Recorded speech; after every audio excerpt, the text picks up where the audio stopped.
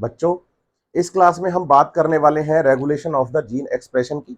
Regulation of the gene expression से आप ये समझिए कि भाई जो हमने ट्रांसलेशन के द्वारा प्रोटीन का फॉर्मेशन किया है, उस प्रोटीन को बनाते टाइम जो एमआरएनए है, एमआरएनए जो बन के आया है, वो किसी ना किसी जीन से तो बना ही है।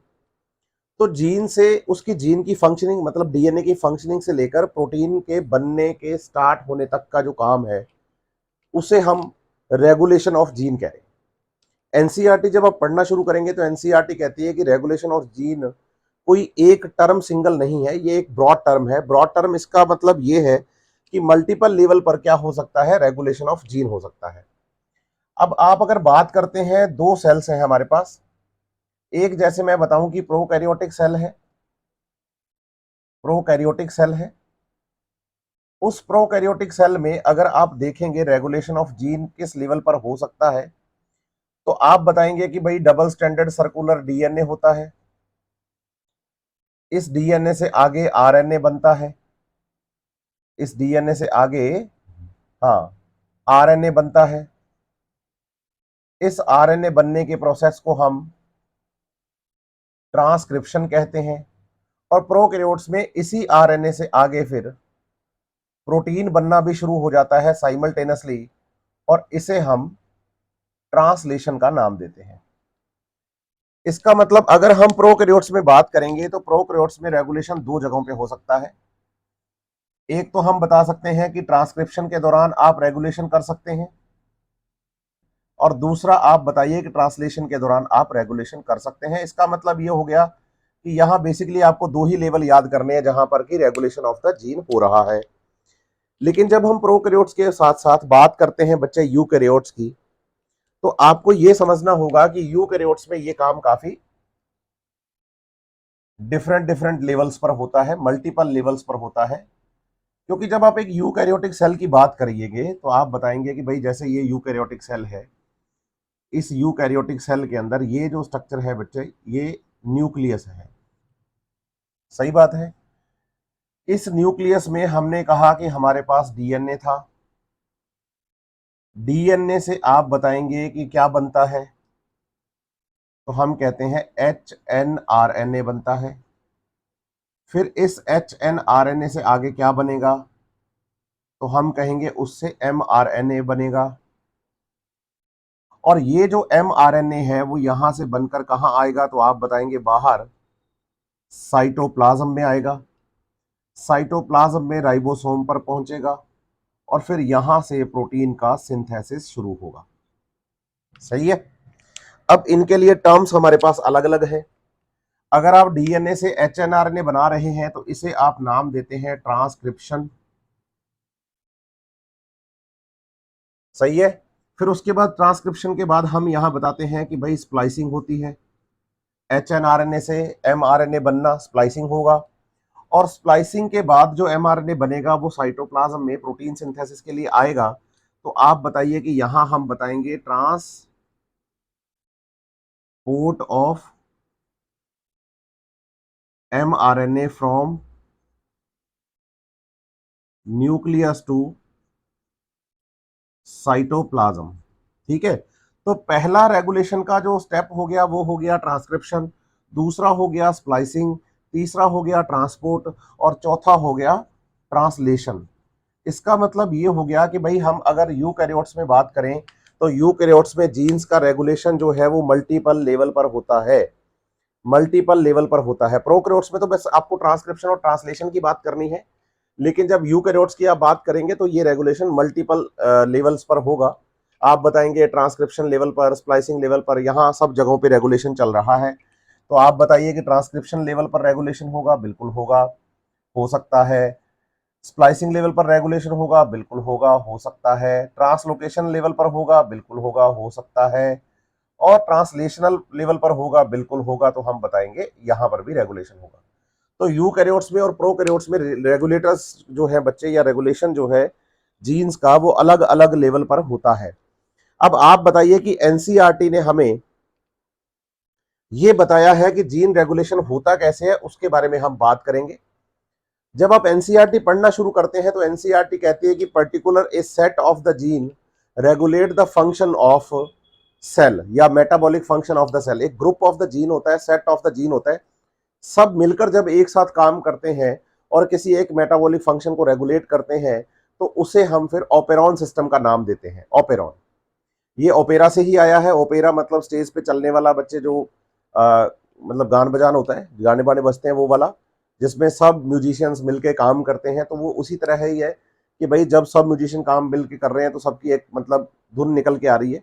वैसे ही आपको बताना है कि एक मेटाबॉलिक फंक्शन को रेगुलेट करने के लिए सेट ऑफ द जीन्स को हम ओपेरॉन सिस्टम कहते हैं। एनसीईआरटी ने हमें यहाँ पर एग्जाम्पल जो दिया है रेगुलेशन ऑफ द जीन के लिए, वो हमें प्रोकैरियोटिक सेल में ई कोलाई सेल का एग्जाम्पल एनसीईआरटी ने दिया है, ई कोलाई का। इस्चीरिया कोलाई के अंदर एनसीईआरटी ने रेगुलेशन ऑफ जीन समझाया। जब आप रेगुलेशन ऑफ जीन पढ़ना शुरू करेंगे तो एनसीईआरटी इंट्रोडक्शन में आपको ई कोलाई के एग्जाम्पल में लैक्टोज के कैटाबोलिज्म का एग्जाम्पल देती है कि जो प्रोकैरियोटिक सेल ई कोलाई है, इसका काम है लैक्टोज को तोड़ना, लैक्टोज को ग्लूकोज और ग्लैक्टोज में कन्वर्ट करना। तो बताइए कि जैसे प्रोकैरियोटिक सेल हम बात कर रहे हैं ई कोलाई की। ई कोलाई सेल जो है बच्चे, उसमें सेल के अंदर क्या होगा कि आपको समझना है कि भाई ये ई कोलाई सेल है। ई कोलाई सेल का ये साइटोप्लाज्म है। इस साइटोप्लाज्म में जो डीएनए प्रेजेंट है, इस डीएनए से जो आरएनए बनेगा वो एमआरएनए राइबोसोम पर जाकर जब प्रोटीन को बनाएगा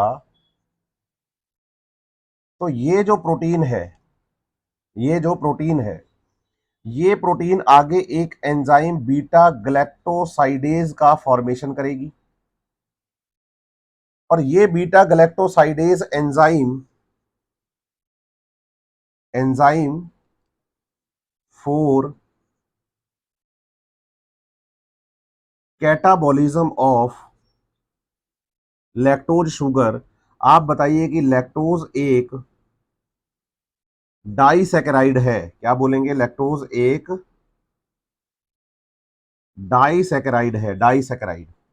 इसमें दो मॉलिक्यूल होते हैं मोनोसैकेराइड के, एक ग्लूकोज होता है और साथ में एक ग्लैक्टोज होता है। दूध वाली शुगर कहते हैं लैक्टोज को, सही है। और ई कोलाई इसे तोड़ने का काम करेगा, सिंपल सी बात है। बताइए कि जब भाई ई कोलाई इसे तोड़ने की मतलब शुरुआत करता है तो बीटा ग्लैक्टोसाइडेज एंजाइम का काम होता है। और आपको बताना है कि यहां पर ये जो एमआरएनए बनता है, ये एमआरएनए आपको पॉलीसिस्ट्रोनिक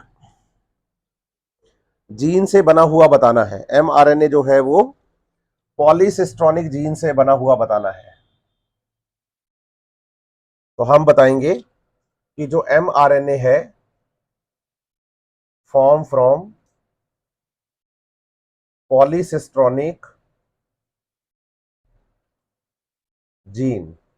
इसका मतलब इस एमआरएनए में एक से ज्यादा प्रोटीन्स को जोड़ने की इंफॉर्मेशन प्रेजेंट होती है। एक से ज्यादा प्रोटीन्स को जोड़ने की इंफॉर्मेशन प्रेजेंट होती है, बनाने की इंफॉर्मेशन प्रेजेंट होती है।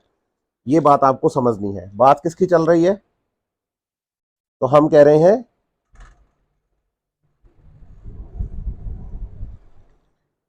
प्रोकैरियोटिक में ई कोलाई की, ई कोलाई की। तो फॉर्म फ्रॉम द पॉलीसिस्ट्रोनिक जीन, इसमें मल्टीपल स्ट्रक्चरल जीन होते हैं जो कि आगे चल के मैं आपको पढ़ाऊंगा। ओपेरॉन के अंदर 3 जीन इसमें आपको याद करने हैं, जेड, वाई और ए। और इन तीनों से आगे प्रोटीन का फॉर्मेशन होगा, ये आपको समझना है। इससे भी प्रोटीन बनेगी, इससे भी प्रोटीन बनेगी और इससे भी प्रोटीन बनेगी। इसका मतलब यहां पर जो जीन होगा वो मोनोसिस्ट्रोनिक नहीं, पॉलीसिस्ट्रोनिक होगा। और पॉलीसिस्ट्रोनिक होने का मतलब है कि एक से ज्यादा प्रोटीन्स को बनाने वाली इंफॉर्मेशन एमआरएनए में प्रेजेंट होगी। ठीक है। अब आप बताएंगे कि यहां पर आपको लैक ऑपेरॉन के दौरान बीटा ग्लैक्टोसाइडेज ने जब लैक्टोज को तोड़ना है तो उसके लिए आपको एक बात समझनी होगी कि भाई ये जो लैक्टोज शुगर है इसे आपको ई कोलाई के अंदर भी लाना पड़ेगा। ये लैक्टोज पहले ई कोलाई के अंदर आएगी, फिर अंदर आने के बाद ये बीटा ग्लैक्टोसाइडेज एंजाइम इस पे काम करेगा और इसको ग्लूकोज और ग्लैक्टोज में तोड़ेगा। तो बात आती है कि आप इससे मोनोसैकेराइड बनाते क्यों हैं? तो आप बताइए कि ये जो मोनोसैकेराइड्स हैं इनको आप आगे सेल्यूलर रेस्पायरेशन में यूज करेंगे। कहां पर? हाँ, सेल्यूलर रेस्पायरेशन में यूज करेंगे, और सेल्यूलर रेस्पायरेशन में यूज करने के बाद आप इससे एनर्जी प्रोडक्शन करवाते हैं, और साथ ही साथ आप अपना सेल्यूलर मेटाबॉलिज्म भी चलवाते हैं। क्योंकि रेस्पिरेशन जो होता है बच्चे, वो एक एम्फीबॉलिक पाथवे होता है ना। एम्फीबॉलिक पाथवे होता है, तो इसका मतलब उसमें बनने वाले जो केमिकल्स हैं वो सेल के मेटाबॉलिज्म को भी चलाने में हेल्प करते हैं, और साथ ही साथ रेस्पिरेशन से एनर्जी भी मिल जाती है। तो बेसिकली आपको बताना है कि आपको एग्जाम्पल एनसीईआरटी ने यहां कंट्रोल ऑफ द जीन के लिए किसका दिया है, तो हम कहते हैं कि भाई ये हमें दिया है एग्जैक्टली प्रोकैरियोटिक सेल का एग्जाम्पल, जिसमें कि हम ई कोलाई बैक्टीरिया की बात करने वाले हैं। ई कोलाई में जो डीएनए से एमआरएनए बनेगा बच्चे, वो पॉलीसिस्ट्रोनिक होता है। ये राइबोसोम पर आकर जब प्रोटीन बनाएगा तो उस प्रोटीन से आगे बीटा गैलेक्टोसाइडेज एंजाइम बनेगा, और ये एंजाइम लैक्टोज, जो कि एक डाइसैकेराइड है, ग्लूकोज और गैलेक्टोज को जोड़कर बनता है, उसे तोड़ने का काम करेगा। और जब ये टूटेगा तो बच्चे उससे मोनोसैकेराइड जो बनेंगे वो सेल्यूलर रेस्पिरेशन में काम आएंगे, जो कि एनर्जी प्रोडक्शन और सेल के मेटाबॉलिज्म को चलाने में आपको हेल्प करते हैं। ये बात आपको समझनी है यहां पर। दूसरी बात आप ये समझिए, अगर आपको याद हो तो हमने ट्रांसक्रिप्शन यूनिट की बात करी थी एनसीईआरटी के अंदर। प्रमोटर की बात हुई थी, टर्मिनेटर की बात हुई थी, प्रमोटर, टर्मिनेटर और स्ट्रक्चरल जीन हमने पढ़ा था। उसी के बेसिस पर आपको यहां ऑपेरॉन सिस्टम के बारे में मैं आपको बताता हूं कि हम प्रोकैरियोटिक सेल में ऑपेरॉन सिस्टम कैसे पढ़ने वाले हैं।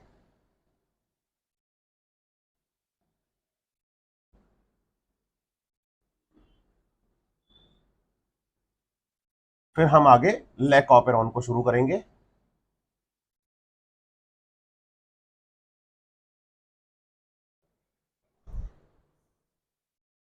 आप बताइए कि हमने प्रमोटर और टर्मिनेटर की बात तो हमने पढ़ ही ली थी। जैसे मैं कहूं कि हमने जब ट्रांसक्रिप्शन यूनिट पढ़ी थी, तो ट्रांसक्रिप्शन यूनिट में हमने कहा कि जो डीएनए होता है, मैं ट्रांसक्रिप्शन लेवल पर चल रहा हूं अभी रेगुलेशन के लिए, ठीक है। यहां मैं क्लियर कर देता हूं कि रेगुलेशन जो मैं आपको बता रहा हूं वो मैं आपको ट्रांसक्रिप्शनल लेवल पर बता रहा हूं। एनसीईआरटी में हमें जो डिटेल करवाई गई है वो इसी लेवल पर करवाई गई है, ट्रांसक्रिप्शनल लेवल पर करवाई गई है, ठीक है। क्योंकि ट्रांसक्रिप्शन अगर रेगुलेट हो गया तो आगे के प्रोसेस को भी इजी हो जाएगा आपके लिए रेगुलेट करना। तो आप बताइए कि इधर तो हमारे पास था टर्मिनेटर, इधर हमारे पास था स्ट्रक्चरल जीन,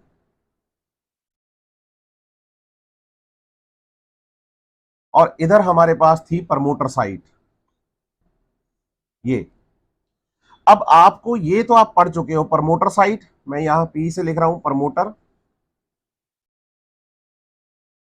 टर्मिनेटर इसको मैं पी बता रहा हूं, और बीच में स्ट्रक्चरल जीन। जैसे एनसीईआरटी ने हमें एग्जांपल ई कोलाई का दिया है, तो स्ट्रक्चरल जीन हमारे पास यहां पर आपको 3 याद करने हैं, जेड, वाई और ए। लेकिन आपको यहां याद करना होगा कि भाई एक आपको प्रमोटर और स्ट्रक्चरल जीन के बीच में एक एडिशनल, हाँ, एडिशनल आपको डीएनए का सेगमेंट एक पढ़ना है, जिसे आप ऑपरेटर जीन के नाम से बोलेंगे, ऑपरेटर। तो प्रमोटर हो गया, फिर उसके बाद ऑपरेटर हो गया, देन स्ट्रक्चरल जीन आता है। और आप बताइए कि इसी ऑपरेटर से रेगुलेशन होगा बच्चे ट्रांसक्रिप्शन लेवल पर।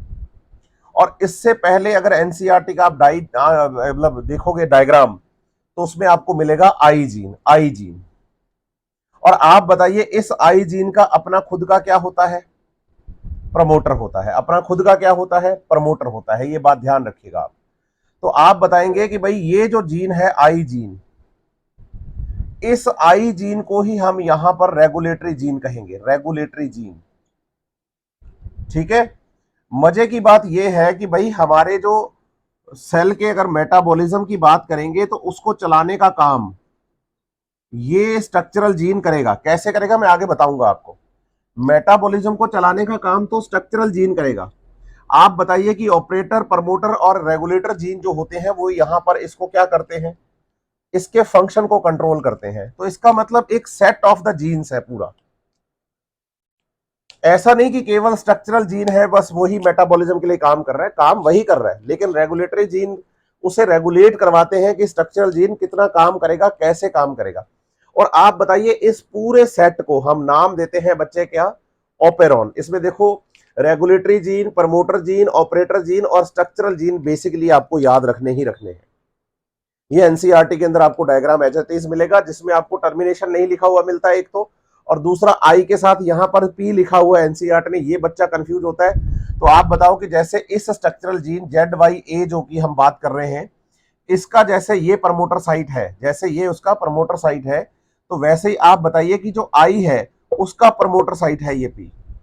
क्योंकि हर किसी जीन को काम करने के लिए प्रमोटर साइट की जरूरत है, क्योंकि आरएनए पॉलीमरेज को जुड़ना होता है वहां पर आकर। याद करिए कि प्रमोटर साइट जो होती है वहां पर आरएनए पॉलीमरेज अपने सिग्मा फैक्टर की हेल्प से आकर जुड़ता है। प्रोकैरियोट्स में बात कर रहे हैं तो सिग्मा फैक्टर की हेल्प से आकर जुड़ता है। ये बात आपको यहां पर समझनी है। तो आप बताइए, इसे हम ऑपेरॉन सिस्टम कह रहे हैं। ये पूरा जो डायग्राम आपको दिखाई दे रहा है, ये पूरा सिस्टम अगर ऑपेरॉन है तो आप बताएंगे कि हमारे पास ऑपेरॉन की अगर हम बात करें तो ऑपेरॉन में अगर हम जीन्स की बात करें, पहले मैं जीन आपको बताऊं फिर मैं ऑपेरॉन की बात करूं। जीन आपके पास दो टाइप के होते हैं। अगर मैं जीन की बात करूं तो जीन्स आपके पास कितने टाइप के हैं, दो टाइप के। एक आप बताएंगे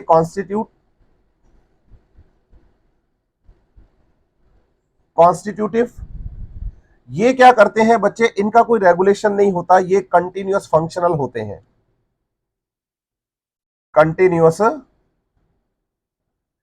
फंक्शनल होते हैं, इनको रेगुलेट करने की जरूरत नहीं पड़ती। ये जिंदगी भर चलते रहेंगे, आपके जन्म से लेकर आपकी डेथ तक। इन्हें कॉन्स्टिट्यूटिव फंक्शनल जीन्स कहा जाता है। इसमें आप एग्जाम्पल ले सकते हैं ग्लाइकोलाइसिस के जीन। ऐसे जीन जो ग्लाइकोलाइसिस को चलाते हैं, ये एक ऐसा प्रोसेस है, ऑक्सीजन हो ना हो, आप अगर बच्चे ज्यादा ऑक्सीजन वाली जगह पे हो, कम ऑक्सीजन वाली जगह पे हो, सेल को हमेशा रेस्पिरेशन के लिए ग्लाइकोलाइसिस तो करना ही पड़ेगा। और दूसरे नंबर पे आप याद करिएगा नॉन कॉन्स्टिट्यूटिव जीन्स। बताइए ये इनका क्या करना पड़ता है, रेगुलेशन करना पड़ता है। इनका क्या करना पड़ता है, तो बताइए इन जीन्स का रेगुलेशन करना पड़ता है, रेगुलेशन करना पड़ता है। अब आप जीन का जब रेगुलेशन करेंगे तो ये जीन भी आपके पास दो टाइप के आपको याद करने हैं। एक आप याद करिएगा इंड्यूसर, मैं बात कर रहा हूं बच्चे ऑपेरॉन की, जीन्स की। अब इसमें जब आप रेगुलेटर की बात करेंगे कि भाई रेगुलेशन हम कर रहे हैं, तो बताइए एक तो होता है इंड्यूसर टाइप का रेगुलेशन और एक होता है रिप्रेसर रेगुलेशन। अब इसमें क्या फर्क पड़ता है, तो आप बताइए इसमें ऑन ऑफ का फर्क पड़ता है इंड्यूसर में और रिप्रेसर में। रिप्रेसर में और इंड्यूसर में किसका फर्क पड़ता है, ऑन ऑफ का। आप बताइए कि जो इंड्यूसर होता है ये ऑफ रहता है स्ट्रक्चरल जीन फंक्शन करने से। ये जो स्ट्रक्चरल जीन है ना, ये फंक्शन नहीं कर पाता। यहां स्ट्रक्चरल जीन नॉन फंक्शनल होता है, उसे फंक्शनल करने के लिए इंड्यूस करना पड़ता है। समझना मेरी बात। इस ऑपेरॉन सिस्टम में नॉन कॉन्स्टिट्यूटिव रेगुलेशन के अंदर आप बताएंगे कि जो स्ट्रक्चरल जीन है नॉन फंक्शनल है, मतलब काम नहीं कर पा रहा है, मतलब मेटाबॉलिज्म को नहीं चला पा रहा है, तो आपको क्या करना पड़ता है, हां इंड्यूस करना पड़ता है फंक्शन करने के लिए, फंक्शन करने के लिए। और आप बताएंगे कि लैक ऑपेरॉन इसी का ही एग्जाम्पल है। जो हम हमारे सिलेबस में पढ़ने वाले हैं लैक ऑपेरॉन, वो आप बताएंगे कि इसी का ही एग्जाम्पल है। लैक ऑपेरॉन इसी का ही एग्जाम्पल है। किसका एग्जाम्पल है, हाँ इंड्यूसर का। इसमें स्ट्रक्चरल जीन काम नहीं करता, नॉन फंक्शनल होता है, काम करने के लिए इसे इंड्यूस करना पड़ता है, इसलिए इसे इंड्यूसर कहते हैं। और जब हम बात करते हैं रिप्रेसर की, तो रिप्रेसर में आप बताएंगे कि जो स्ट्रक्चरल जीन है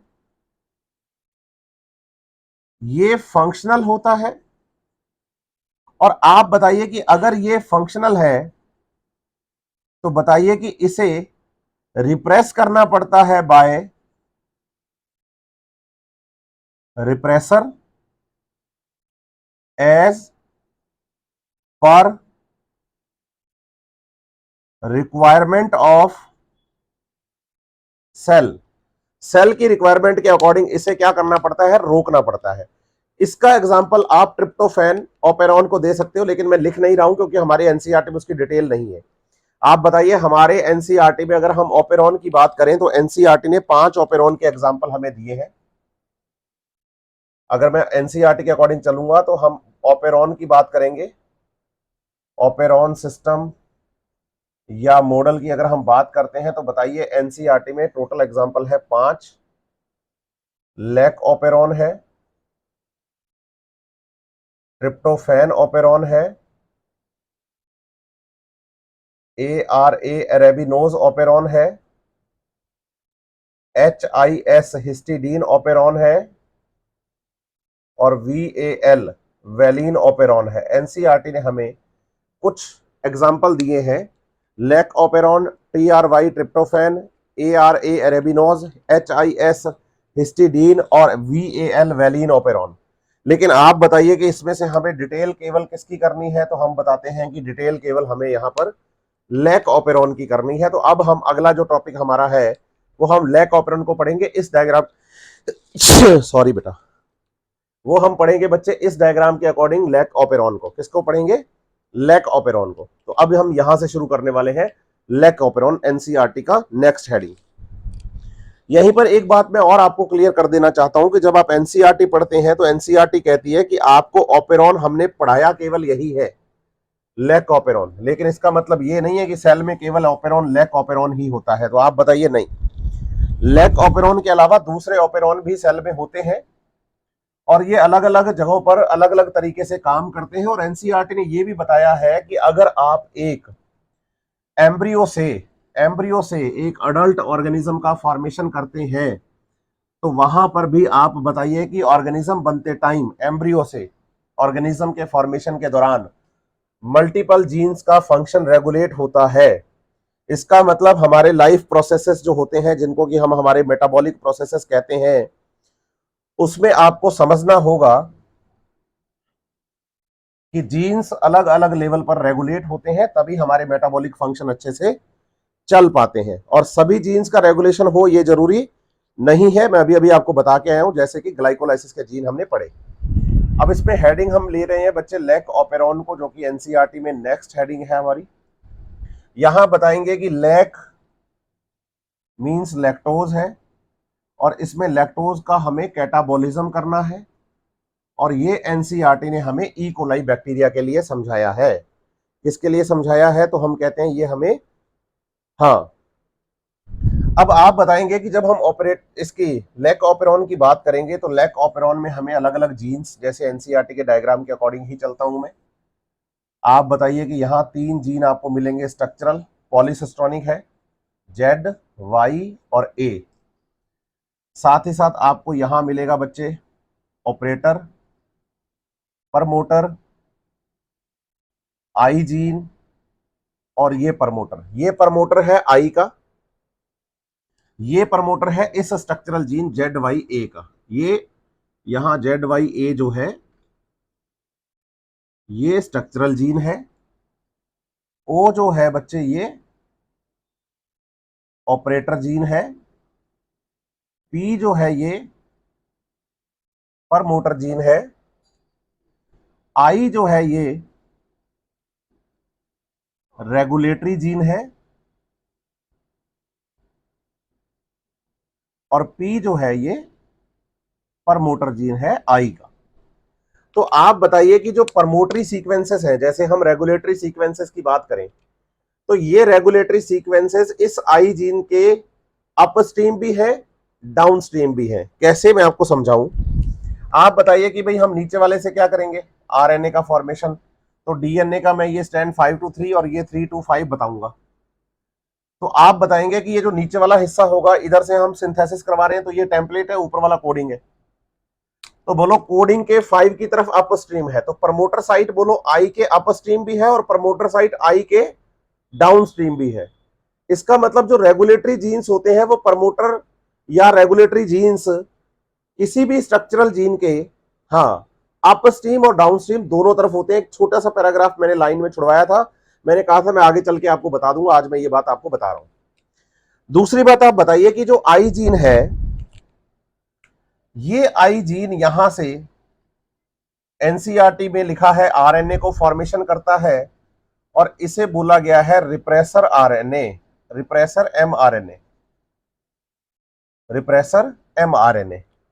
पूछिए ऐसा क्यों, रिप्रेसर एमआरएनए से क्यों कहा गया? तो आप बताएंगे कि ये एमआरएनए आगे जब एक प्रोटीन का सिंथेसिस करता है, तो ये प्रोटीन आप बताएंगे कि यहां पर रिप्रेसर का काम करती है, और ये रिप्रेसर प्रोटीन जाकर इस ऑपरेटर साइट पर जुड़ जाएगी और इस ऑपरेटर साइट की फंक्शनिंग को बंद करवा देगी, बंद करवा देगी। तो आप बताएंगे कि जेड जीन अपना काम नहीं कर पाएगा, वाई जीन अपना काम नहीं कर पाएगा, ए जीन अपना काम नहीं कर पाएगा। तो अगर ऐसा है कि भाई जेड वाई ए अपना काम नहीं कर पा रहे क्योंकि ऑपरेटर जीन यहां पर फंक्शनल नहीं है, क्योंकि ऑपरेट यहीं से शुरू होगा आपका आगे ट्रांसक्रिप्शन का, प्रमोटर साइट पर तो आरएनए पॉलीमरेज आकर जुड़ेगा सिग्मा फैक्टर की हेल्प से। काम तो आगे जो शुरू करना है वो ऑपरेटर जीन की हेल्प से शुरू होना है। जब ऑपरेटर फंक्शनल नहीं है तो आगे का ट्रांसक्रिप्शन भी नहीं हो पाएगा। इसका मतलब ये जीन रेगुलर फंक्शन नहीं करता, ये जीन यहां पर नॉन फंक्शनल है, रेगुलर फंक्शन नहीं करता, और ये जीन यहां पर हाँ क्या है, नॉन फंक्शनल है। तो बताइए फिर इस जीन को फंक्शनल कैसे किया जाए? इसीलिए आप जब एनसीईआरटी पढ़ेंगे, एक बहुत अच्छी बात बताता हूं, एनसीईआरटी कहती है कि यहां आई जो है, जैसे लैक ऑपेरॉन को हमने कहा कि भाई ये इंड्यूसर टाइप का होता है। कैसा होता है? इंड्यूसर टाइप का होता है। तो बच्चे को क्या लगता है कि इस आई का मतलब इंड्यूशन है? बोलो नहीं, इस आई का मतलब इनहिबिशन है। बच्चा कह रहा है कि भाई यहां अगर ध्यान दें तो आप बताएंगे कि लैक ऑपेरॉन जो है वो इंड्यूसर की तरह काम कर रहा है। बिल्कुल कर रहा है। लैक ऑपेरॉन इंड्यूसर का एग्जांपल है कि इसे इंड्यूस करना पड़ता है क्योंकि जनरली ये रिप्रेस रहता है। तो बच्चे को लगता है कि यार ये जो आई जीन है ना, इसका मतलब इंड्यूसर है। बोलो नहीं, आई जीन का मतलब यहां पर इनहिबिशन है, इनहिबिशन है ना। अब दूसरी बात समझो कि भाई अब इसको फंक्शनल कैसे करें, इंड्यूस कैसे करें? अब हमें इंड्यूस करते हैं बाय द इंड्यूसर, इंड्यूसर की हेल्प से इसको इंड्यूस करते हैं। कैसे करेंगे बताइए? वही हमारे पास ऐसे एक ये सेम सिस्टम नीचे बना रहे हैं, P I P O Z Y और ए, ये तीनों हाँ स्ट्रक्चरल जीन।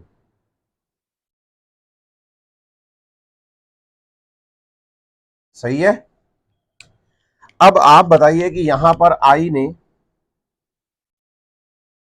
रिप्रेसर एमआरएनए बनाया और उससे प्रोटीन बनी। अब बताइए कि जब ये प्रोटीन बनी तो इस प्रोटीन को काम करने से रोकने के लिए यहां शुगर आ गई। बोलो लैक्टोज। बोलो ये लैक्टोज शुगर क्या है? इंड्यूसर है। और जब वो इसके साथ, इस प्रोटीन के साथ ये लैक्टोज शुगर जुड़ गई, तो बताओगे कि ये प्रोटीन जो है वो इनएक्टिव हो गया। और इसके इनएक्टिव होने का फायदा ये मिला कि प्रमोटर साइट पर आरएनए पॉलीमरेज आकर जुड़ा, और इस आरएनए पॉलीमरेज ने आगे ट्रांसक्रिप्शन प्रोसेस को शुरू किया जेड वाई और ए से। आप बताइए कि यहां एमआरएनए बना, यहां एचएनआरएनए पढ़ने की जरूरत नहीं है क्योंकि प्रोकैरियोट है। तो आप बताइए पॉलीसिस्ट्रोनिक है, तो इस एमआरएनए से अलग अलग टाइप की यहां पर हमारे पास प्रोटीन्स बनेंगी। आप बताइए कि जो प्रोटीन यहां जेड जीन से बनेगी वो आगे एक एंजाइम बीटा गलैक्टोसाइडेज का काम करेगी। आप बताइए कि यहां वाई जीन से जो प्रोटीन बनेगी वो प्रोटीन आगे एक एंजाइम परमिएज का काम करेगी। इसका परमिएज का काम करेगी। और जब हम बात करेंगे बच्चे ए जीन की, तो इससे जो प्रोटीन बनेगी वो आगे काम करेगी, बोलो ट्रांस एसाइलेज का, ट्रांस एसाइलेज एंजाइम का। अब तीनों का फंक्शन हम देख लेते हैं। इसका मतलब आप बताइए कि एक एमआरएनए जो बनेगा यहां स्ट्रक्चरल जीन जिसमें 3 पार्ट ZYA हम बता रहे हैं, उससे 3 अलग अलग एंजाइम्स की इंफॉर्मेशन उसमें प्रेजेंट है, इसलिए हम इसको पॉलीसिस्टोनिक जीन बोलेंगे इस स्ट्रक्चरल जीन को। इससे बीटा गैलेक्टोसाइडेज बनता है, बीटा गैलेक्टोसाइडेज के साथ परमिएज बनता है और ट्रांस एसाइलेज बनता है। तो आप बताना कि भाई जब हम बात करते हैं ट्रांस एसाइलेज नहीं, एसिटाइलेज होगा पूरा, एसिटिल को एंजाइम ए वाला।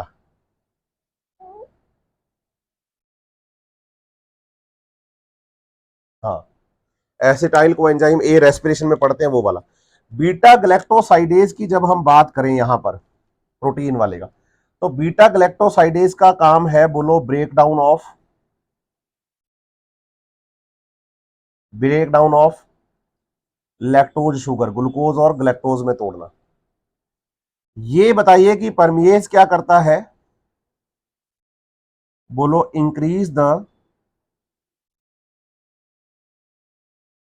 परमेबिलिटी ऑफ मेम्ब्रेन फॉर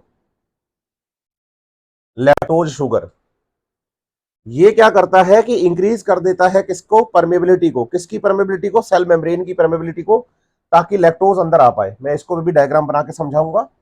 और ट्रांस एसिटाइलेज जो होता है बच्चे, ये बोलो इंक्रीज करता है function of beta galactosidase enzyme. जो ट्रांस एसिटाइलेज होता है वो बीटा गैलेक्टोसाइडेज एंजाइम जो जेड जीन से बन रहा है उसकी फंक्शनिंग को और ज्यादा अच्छा कर देता है और ज्यादा बढ़िया कर देता है। तो आप इस डायग्राम को ध्यान से देखेंगे, दोनों डायग्राम एनसीईआरटी के अकॉर्डिंग ही है।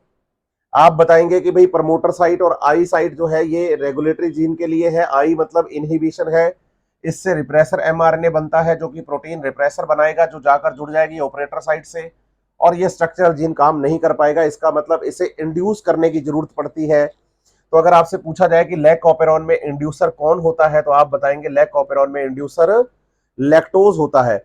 इसका मतलब ये समझिए आपकी जो आपके पास लैक ऑपेरॉन है बच्चे, वो तब तक अच्छे से काम नहीं कर पाएगा जब तक आपके पास इंड्यूसर लैक्टोज प्रेजेंट नहीं होगा।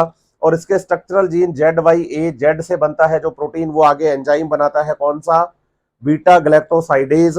और वहीं आप बताइए कि भाई जो प्रोटीन है जो बनता है परमिएज, वो मेम्ब्रेन की परमेबिलिटी को इंक्रीज करता है, और ट्रांस एसिटाइलेज जो होता है वो इंक्रीज करता है functioning of the beta galactosidase, beta galactosidase. सही है। अब यहां पर एक बात और समझिएगा कि भाई हमें यह समझना होगा कि ये जो हम पढ़ रहे हैं यहां पर ऑपेरॉन सिस्टम, इस ऑपेरॉन सिस्टम के बारे में आपको एक बात समझनी है अच्छी सी। एनसीईआरटी लिख के देती है कि भाई लैक्टोज को अंदर लाने का काम तो परमिएज एंजाइम करता है, तो क्या ये काम नहीं कर रहा होता सेल में जब तक लैक्टोज नहीं आती? तो उस पर थोड़ी बात कर लेते हैं। देखिएगा आप ध्यान से, डायग्राम बना के समझाता हूं। उम्मीद करता हूं यहां तक की चीजें समझ में आई हैं आपको अच्छे से। अब आगे की बातों को ध्यान से पढ़ेंगे।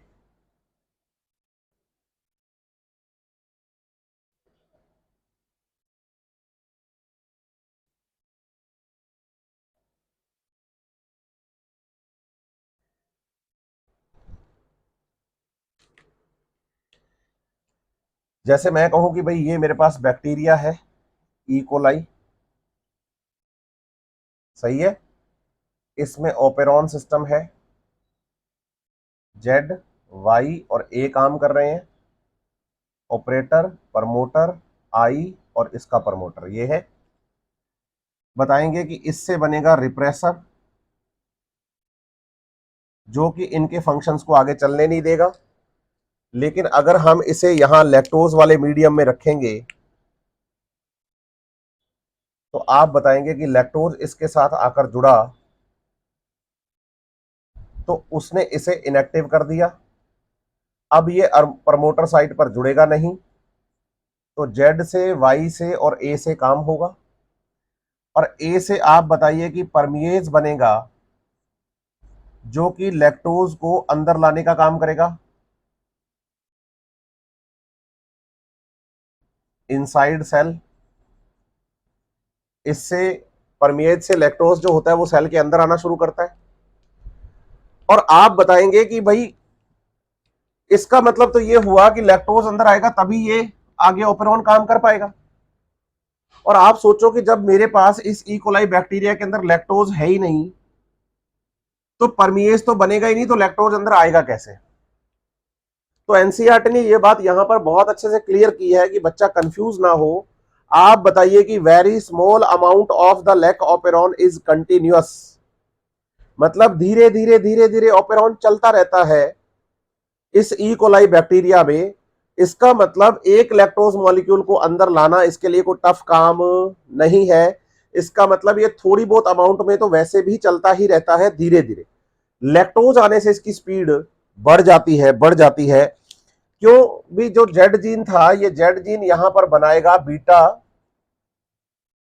ग्लैक्टोसाइडेज को, जो कि काम करेगा लैक्टोज को तोड़ने का ग्लूकोज और ग्लैक्टोज में। हम कहते हैं यस। लेकिन आप बताइए कि जो ए जीन होता है, इस ए जीन से यहां बनता है ट्रांस एसिटाइलेज। तो बताइए कि ये क्या करता है? बोलो, transfer of acetyl group from acetyl coenzyme A to beta galactosidase. जो एंजाइम है इसके पास एसिटाइल ग्रुप आता है, और increase the functioning of enzyme. तो एंजाइम की फंक्शनिंग को क्या कर देगा ये? हाँ, एंजाइम की फंक्शनिंग को क्या कर देगा ये? तो आप बताएंगे इंक्रीज कर देगा, इंक्रीज कर देगा। इसका मतलब ये हो गया है यहां पर कि जब हम बात करते हैं बच्चे किसकी,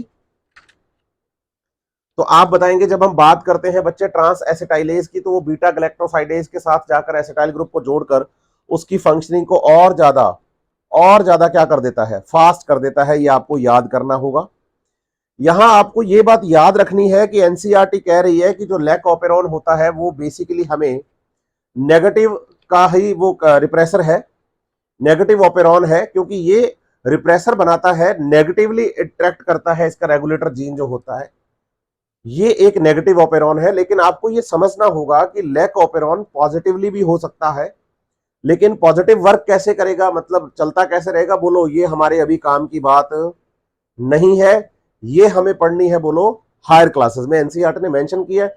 इसका मतलब जो हमें एग्जांपल दिया गया है, हमें जो समझाया गया है, वो यहां पर आई जीन, रेगुलेटरी जीन, एक इनहिबिशन की फॉर्म में नेगेटिवली वर्क करता हुआ दिखाया गया है। और एनसीईआरटी ने ये साफ साफ शब्दों में मेंशन किया है, बोल्ड करके, कि नेगेटिव ऑपेरॉन आप पढ़िए, पॉजिटिव पढ़ने की जरूरत नहीं है, क्योंकि आपके ये सिलेबस में नहीं है। तो ये पूरा बच्चे एनसीईआरटी का ऑपेरॉन सिस्टम जो आपकी एनसीईआरटी दिया गया है वो पूरा मैं आपको समझा चुका हूं। आप इसे अच्छे से करिएगा। इसमें 5 ऑपेरॉन के एग्जाम्पल मैंने आपको समझाए हैं, लेकिन डिटेल केवल लैक ऑपेरॉन की करनी है। डायग्राम बेस्ड या कंट्रोलर पे या रेगुलेटर पे, ऑपरेटर पे अगर क्वेश्चन आएगा तो वो लैक ऑपेरॉन से ही आएगा। ठीक है। और साथ ही साथ आपको यह भी समझना होगा कि जब हम नेक्स्ट क्लास में चलेंगे तो नेक्स्ट क्लास में हम इस रेगुलेटर ऑफ जीन के बाद का आगे का जो टॉपिक है ह्यूमन जीनोम प्रोजेक्ट, उस पर भी बात करेंगे। ह्यूमन जीनोम प्रोजेक्ट पे बात करेंगे। उसके बाद डीएनए फिंगरप्रिंटिंग है, हमारा चैप्टर खत्म हो जाएगा। और दूसरी चीज जो मैं बोलना चाह रहा हूं आपसे वो ये कि इस क्लास के बाद जो क्वेश्चन दिए जा रहे हैं उनको सॉल्व करिए, और जल्द ही मैं नया चैप्टर भी शुरू करने वाला हूं। Best of luck.